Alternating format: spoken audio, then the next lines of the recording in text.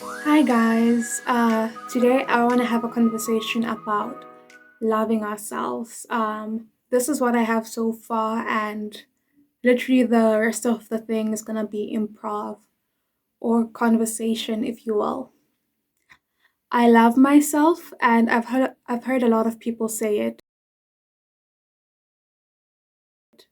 but more than that, I feel that when they say that, that's them saying that they don't hate themselves, which is not the same thing as loving yourself. And I feel like this is so true. Like when we think of how we love other people, we have these very set, I don't want to say ideals, but like there's criteria, right? Like certain things you do for people you actually love.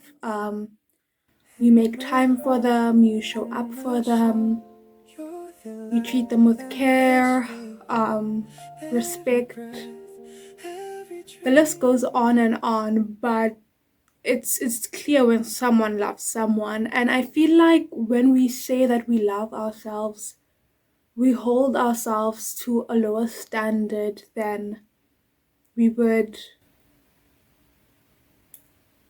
The criteria for loving ourselves is not the same as the criteria for loving someone else, is what I'm trying to say.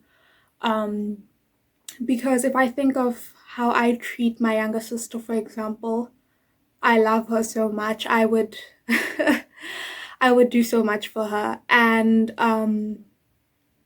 in that sense, I know how I have to show up so that it is in fact clear that I do love her. Because you can say something and you can want to be something, but your actions have to be in line with that consistently, you know? It's about holding yourself accountable also, but also clearly having I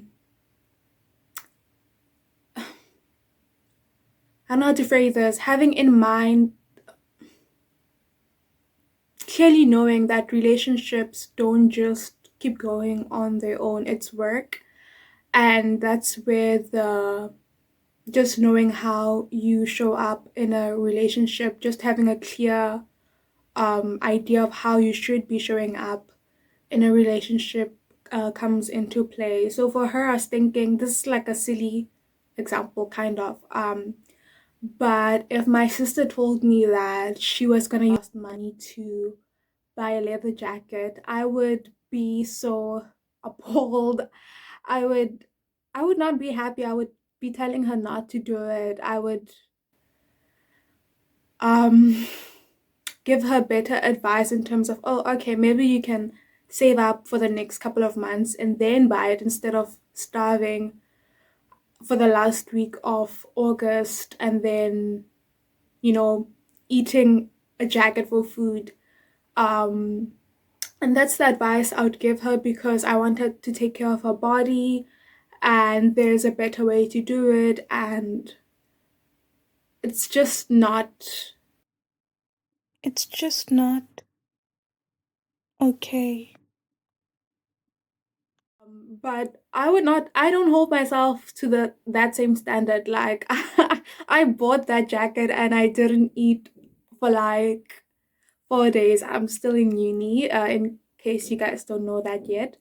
Um, I'm still in uni and every ex a lot of purchases have a well, everything has an opportunity cost because resources are limited.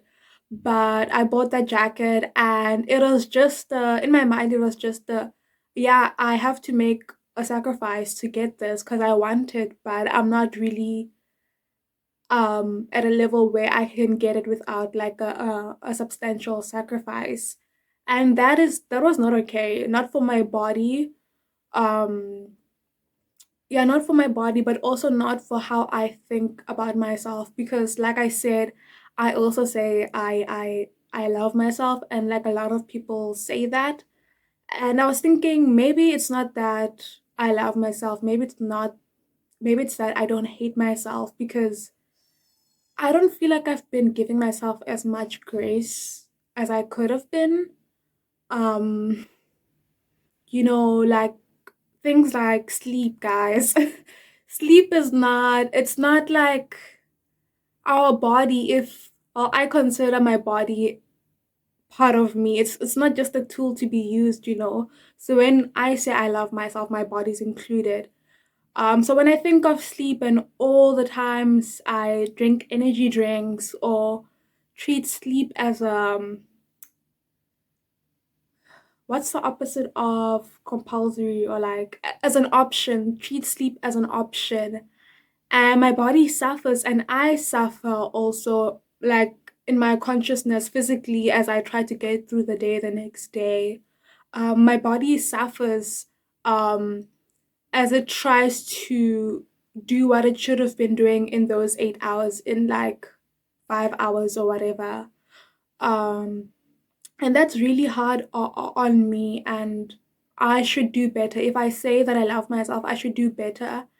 Of course, sometimes there are unforeseen circumstances, but if it is within my control, plan ahead so that I can get that good night's sleep, because that's what's good for me.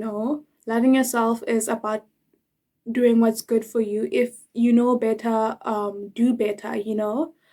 Um, so yeah, it's just so many different things. Even procrastination. Literally, that's saying that procrastination is self-harm might be a bit much, but I think it boils down to that because I'm ambitious. So even if I do procrastinate now, I'm gonna kill myself towards the end to make sure that task gets done. So if I'm not studying um 10 days to 2 weeks ahead, then I will not be sleeping for 3 days in okay, not sleeping. I'll be sleeping like 3 hours per day in the final days leading up to that test or exam. So it's like I'm paying for it, and I'm paying for it so painfully, and there's a better option. There's an option that treats me, that leaves me feeling much better, and just overall in my mind, if I do have two options and I take the option to sleep or to start studying earlier so that I don't go sleepless in the nights before a test, that's telling myself, my body, my consciousness that okay, this is how we do things, and we do things like this because this is what's best for us, right? This is the better option, and we're doing this because we care, and we deserve considerations like this. We deserve this much. We deserve this much consideration, and I think it's very easy for us to consider other people. um Not to say that that will mean we'll necessarily treat them better, but I feel like it's easier to see other people from there's a third perspective. But obviously, it's easier because they are other people, and you have to be like, what would I do in their shoes, or how are things for them? But I also, on the other side of that coin, it's that we are in our own minds. We know, oh, I can handle so much. I can do so much. I'm okay with so much. And we treat that as a reason to actually go through a lot of bad crap. Like, just because you can be independent or carry the whole load by yourself doesn't mean that you should be trying to. Give yourself grace. Treat yourself like you love yourself. Treat yourself like you care about yourself, like you would if you're doing something. Well, for me, this is how I've started trying to think of it.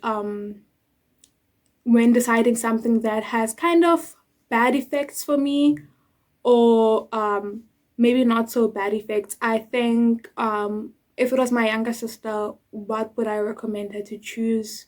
What would I be saying to her? um and then I think, oh, okay, I'm also somebody's younger sister also. And beside that, I'm also somebody I love, and I should be taking the same advice I'm giving her. I'm still a bit hypocritical sometimes to say, oh no, but I can handle this, or Oh no, for me it's fine. There's still some of that, but I'm working on it because um I deserve the same kind of love and care that I give to, well, those I love and care. Yeah, and I just want to start a conversation about how do you guys feel like you show yourselves that you love yourself? Because it's saying it is the very saying it or saying that you believe it is the very, I don't know, it's like the basic. I feel like it's not even basic. It's like a almost an empty